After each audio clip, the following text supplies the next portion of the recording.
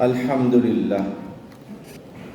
Alhamdulillahillazi nahmaduhu wa nasta'inuhu wa nastaghfiruh wa na'udzu billahi min shururi anfusina min sayyiati a'malina may yahdihillahu fala mudilla lahu wa may yudlil fala hadiya lahu asyhadu an la ilaha illallah wa asyhadu anna Muhammadan abduhu wa rasuluhu la nabiyya ba'dah al-mab'uts rahmatan lil alamin. Allahumma salli wa sallim ala habibina wa syafi'ina wa qurrati a'yunina sayyidina Muhammadin wa ala alihi wa ashabihi wa man tabi'ahum bi ihsanin ila yaumiddin.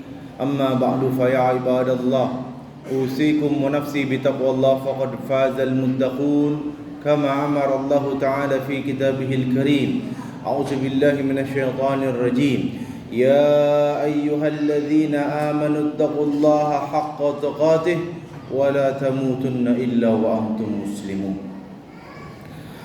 Alhamdulillah, kita bersyukur kepada Allah sampai di tanggal 30 Desember ini kita masih bisa laksanakan kegiatan kita sehari-hari, mengumpulkan amal saleh sebanyak-banyaknya, menguatkan iman agar kita bisa menjalani hidup dengan baik dan mengakhiri hidup dengan husnul khatimah.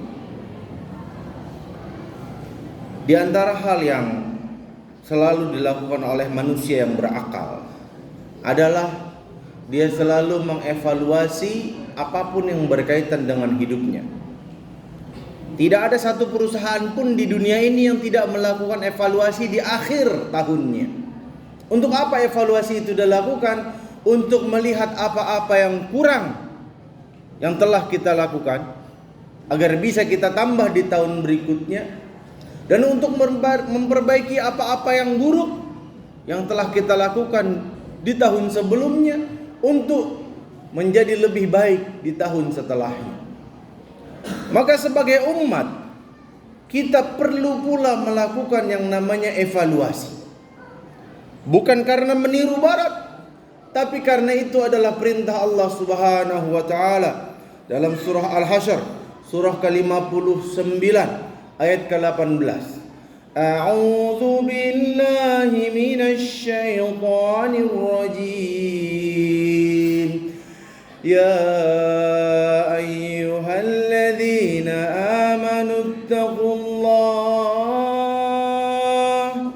wal tanzur nafsum قدمت لغد واتقوا الله إن الله خبير بما تعملون. Allah awali ayat ini dengan ismun nida yang menunjukkan betapa beratnya perintah yang akan Allah jelaskan di akhir ayat itu. Hai orang-orang beriman, bertakwalah kalian kepada Allah, dan hendaklah kalian melihat diri kalian, ma qaddamat lighad, apa yang sudah kalian persiapkan untuk hari akhir nanti. Kalau mikronya untuk masa depan di dunia, kalau makronya untuk sampai nanti di yaumil akhir, kita udah nyiapin apa? Berarti supaya kita semakin baik, kita evaluasi diri kita perbaiki di tahun depan. Kenapa? Karena innallaha khabirum bima ta'malun. Allah maha teliti atas apa yang kalian lakukan. Apa yang perlu kita evaluasi sebagai umat? 3 poin aja, nggak usah banyak-banyak. Yang pertama dalam konteks akidah dan pemikiran, yang kedua dalam konteks ibadah, yang ketiga dalam konteks dakwah. Yang pertama dalam konteks akidah dan pemikiran. Sebagai pribadi, apakah di tahun 2022 ini kita sudah meningkatkan ilmu kita, menambah ilmu kita tentang akidah, sehingga akidah kita murni, tidak terkotori oleh akidah-akidah dari agama lain, tidak terkotori oleh kemusyrikan, tidak terkotori oleh kemunafikan, dan seterusnya dan seterusnya. Apakah akidah kita murni, nggak dicampur adukkan dengan keyakinan agama lain? Gak usah kita pakai teori yang susah-susah, yang paling sederhana aja. 1 Desember ayah saya meninggal. Di antara keteladanan yang diberikan oleh ayah saya, beliau pernah cerita dulu waktu masih sama istrinya yang pertama, mertuanya pendeta. Jadi ayah saya nikah sama istri, bukan ibu saya. Istrinya yang pertama itu istrinya mualaf. Suatu ketika ayah saya dapat bencana, musibah, tabrakan antara mobil bus dengan kereta api. Singkat cerita, sampailah ayah saya dan kakak pertama saya, yang dimana dua-duanya udah meninggal juga. Lalu masuk ke rumah sakit, operasi segala macam. Samperinlah sama mertuanya yang pendeta ini. Dibilang, "Man," bapak saya namanya Usman, "udah gak usah takut masalah rumah sakit. Zaman dulu belum ada BPJS apa segala macam. Gak usah takut masalah rumah sakit. Pokoknya kami yang akan bayar." Nyebut kami karena pendeta ini datang bareng jamaatnya. "Kami yang akan bayar. Tenang aja." Bener pak? Bener. Yang penting ntar kalau udah sembuh kamu masuk Kristen ya. Apa kata ayah saya? "Oh kalau begitu pakai syaratnya, saya lebih milih mendingan mati dalam keadaan Islam daripada sehat kaya raya dalam keadaan kafir." Padahal bapak saya nggak pernah tuh kenal yang namanya S1, S2, S3, SMA nggak pernah, SMP nggak pernah, SD pun nggak pernah. Bapak saya hafal Quran cuma modal lisan, dengerin orang baca Quran dia hafalin. Cuma punya akidah yang luar biasa. Lalu bagaimana dengan kita yang setiap bulan Desember selalu ribut masalah ngucapin selamat Natal boleh apa enggak? Itu diketawain tuh orang begitu sama almarhum bapak saya. Tiap hari ngaji masih aja bingung, boleh apa enggak? Zaman dulu syubhat masih sedikit karena keterbukaan informasi masih sedikit. Zaman sekarang informasi selebar-lebarnya. Orang bisa ngomong apapun sesuai dengan kemauannya, mau di sosmed, mau di Google, mau di situs, mau di YouTube. Apa aja bisa. Syubhat makin banyak zaman sekarang. Mulai dari syubhat orang yang kagak mau nikah, saya nggak mau nikah. Kalau saya punya anak tinggal saya adopsi. Nah, padahal jelas Nabi Muhammad bilang, "An-nikahu sunnati." Nikah itu sunnahku. Sunnah di sini artinya jalan hidup, bukan sunnah dalam arti fikih. Boleh nikah, boleh kagak. Jalan hidup.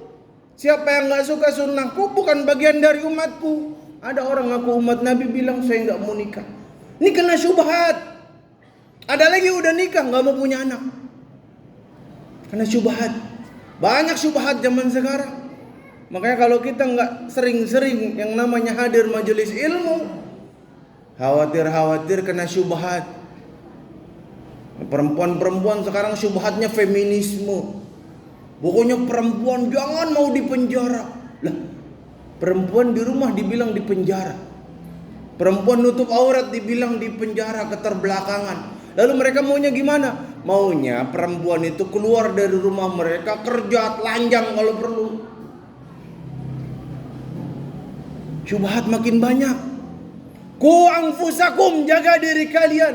Wa ahlikum naro, jaga keluarga kalian. Kita nih semua kepemimpinan, kepala keluarga, tanggung jawab. Aster anak dan istri kita kepengaruh sama pemikiran-pemikiran sesat begitu. Kalau kita jarang ikut majelis taklim, jarang dekat sama ulama, jarang nanya, jarang belajar, nauzubillah min zalik, hati-hati. Jangan sampai nanti kita kena. Karena Allah udah wanti-wanti dari 14 abad yang lalu dalam surah An-Nisa ayat 9. Wal yakhshal ladzina law taraku min khalfihim dzurriyyatan dhi'afa khafu 'alaihim falyattaqullah wal yaqulu qawlan sadida. Di sini ada lam amr, wal yakhsha. Lam amr artinya wajib. Dan wajib bagi kalian takut. Takut apa? Lau taraku min khalfihim dzurriyyatan di'afa. Takut meninggalkan generasi yang lemah di belakang kita. Lemah apanya? Bukan sekedar lemah ekonomi. Lemah ekonomi ujung-ujungnya miskin mati. Nggak ada orang masuk neraka. Kenapa masuk neraka? Miskin ya. Tapi lemah di sini yang paling menakutkan adalah lemah akidahnya. Gampang kepengaruh omongan orang, gampang kepengaruh syubhat, pemikiran-pemikiran sesat. Ini saya lagi ribet banget ini ngurusin satu aliran sesat ini. Ada di Jawa Barat, modalnya ada di Garut, ada di Indramayu, ada di beberapa daerah tempatnya.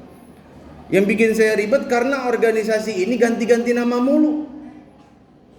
Saya udah dapat pengakuan dari mantan-mantan pengikutnya. Udah saya laporin ke Majelis Ulama Kota Bekasi sampai sekarang kagak bergerak juga.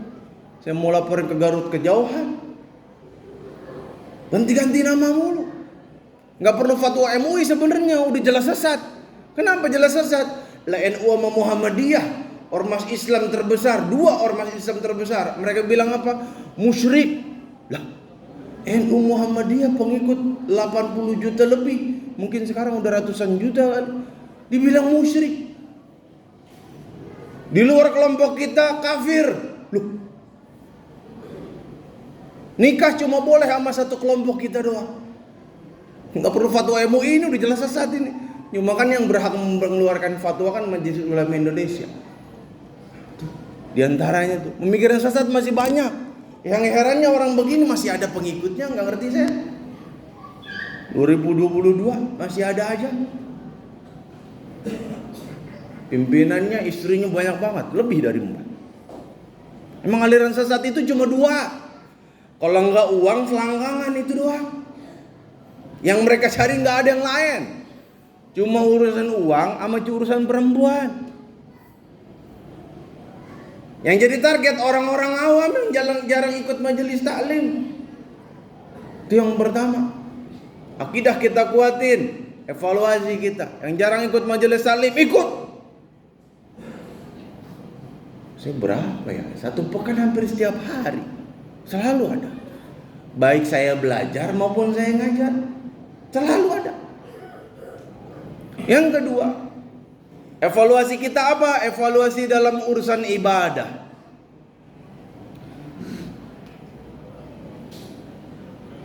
Saya dulu nyangkanya yang namanya manusia itu pasti yang namanya sholat subuh mah ya biasa ya. Saya dulu nyangkanya semua orang kayak begitu. Sampai saya iseng-iseng nanya tahun 2017 ke murid saya. Iseng ini iseng. Masa ya nggak mungkin dong, masa orang nggak sholat subuh kan? Siapa yang nggak sholat subuh tunjuk tangan.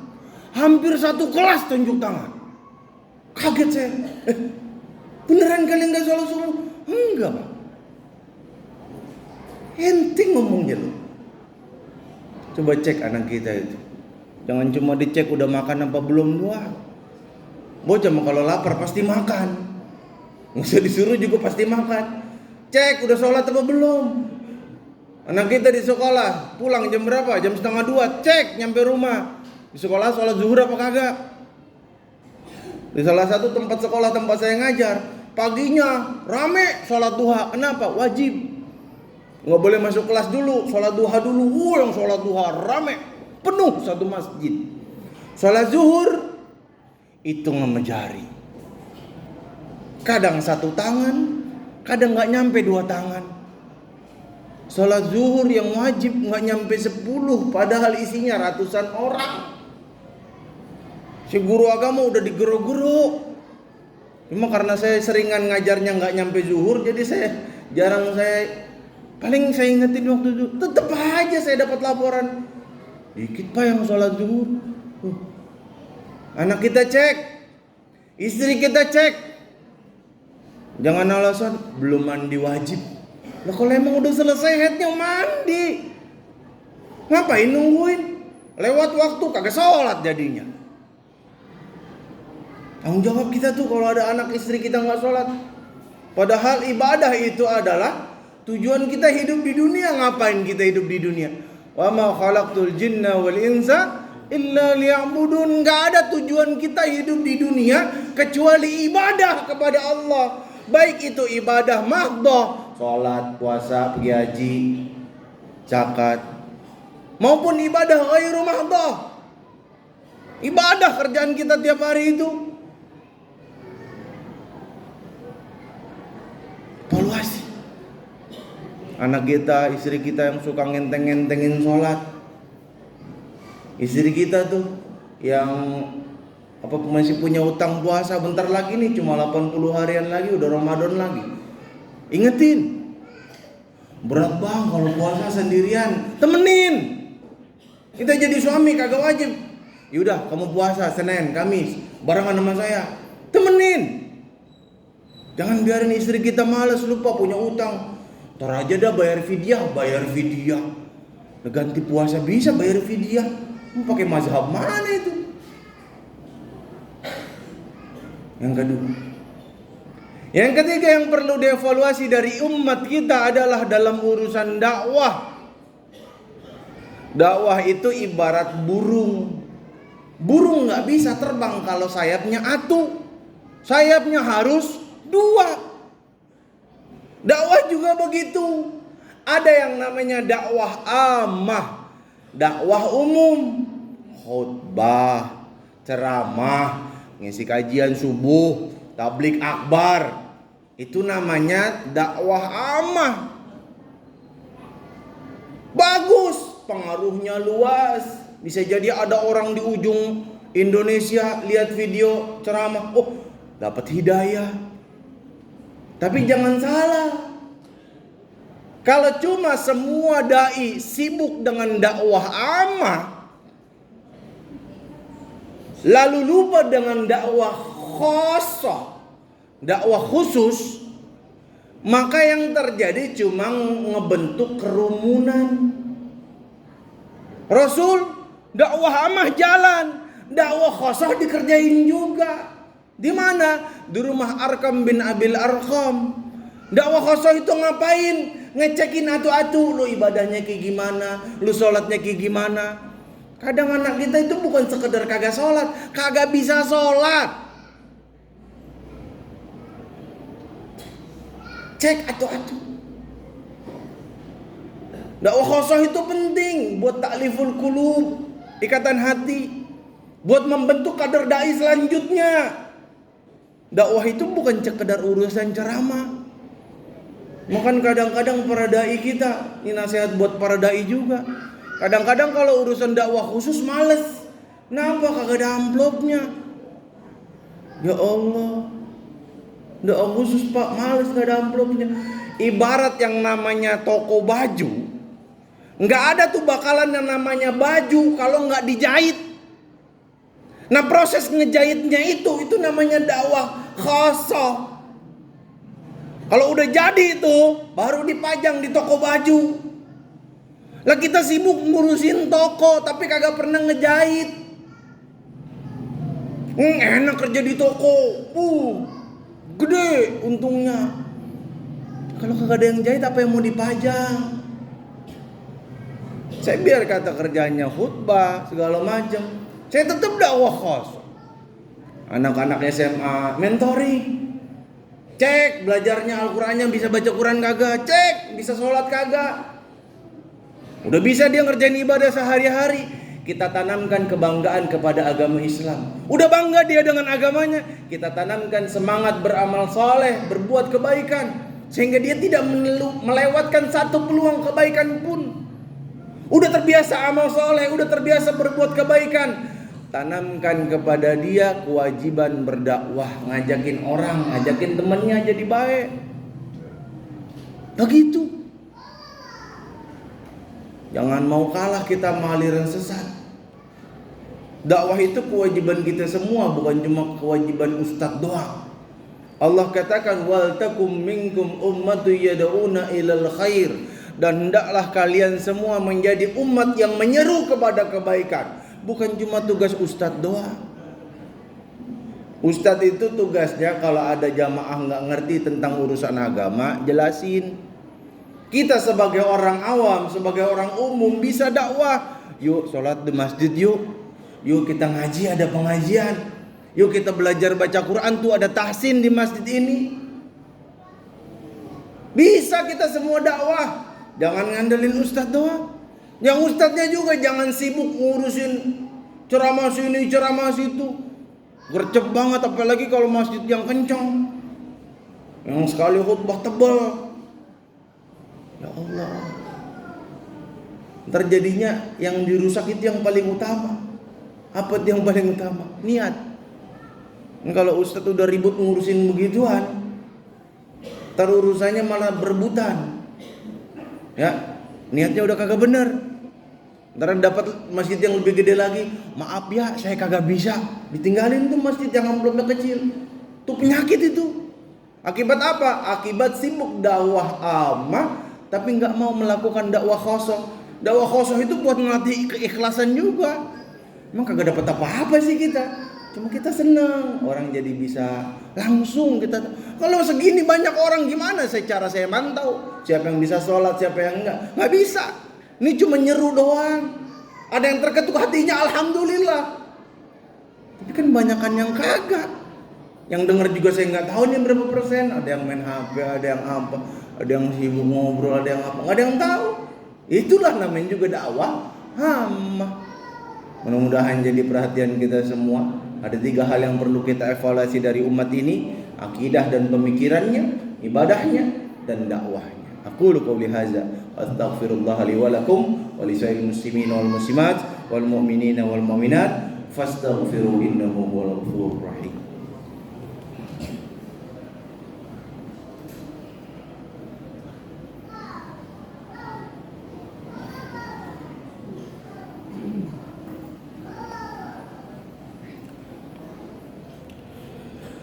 Alhamdulillah alladzi arsala rasulahu bil huda wa dinil haqq liyuzhirahu 'ala dini kullihi wa kafa billahi shahida.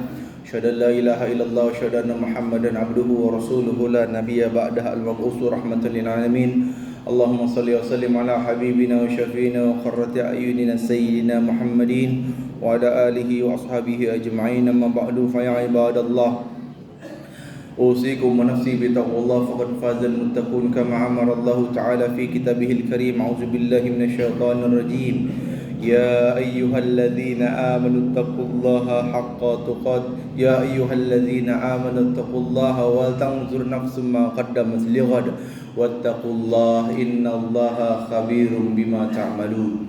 إن الله وملائكته يصلون على النبي يا أيها الذين آمنوا صلوا عليه وسلموا تسليما.